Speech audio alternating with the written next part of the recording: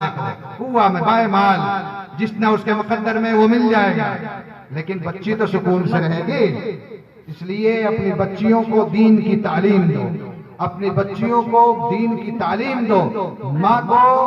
رہنے، ماں کو تعلیم دینا، لڑکی کو تعلیم دینا ایسے سمجھو ایک مدرسے کو پڑھانا ہے، ایک لڑکی کو پڑھانا، وہ اپنے بچوں کو پڑھائے گی، گھر کے ماحول میں دین پیدا کرے گی۔ تو بچیوں کو دین کی تعلیم دو پردے کے ساتھ، اور لڑکوں کو بھی دین اور دنیاوی دونوں تعلیم دو، ان کو اخلاق سکھلاؤ، ان کو تربیت سکھلاؤ، اور ہمارے معاشرے میں جو برائیاں اور منکرات پھیلے ہوئے ہیں ان کو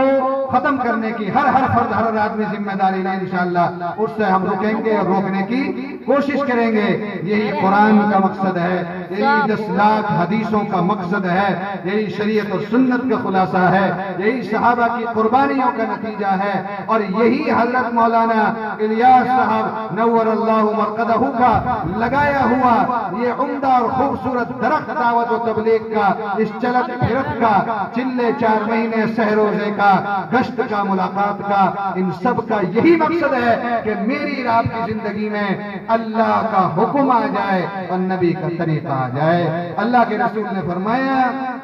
جعل الذل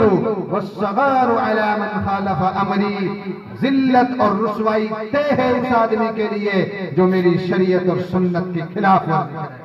اس لیے میرے بھائی سنت پر عمل کریں گے، سنت کے خلاف ہم عمل نہیں کریں گے۔ اللہ تعالی ہم کو جو باتیں کہی گئی ہیں، سنی گئی ہیں، ان پر عمل کرنے کی توفیق عطا فرمائے، اور ہمارے معاشرے سے منکرات کو ختم فرمائے۔ وآخر دعوانا ان الحمد للہ رب العالمین۔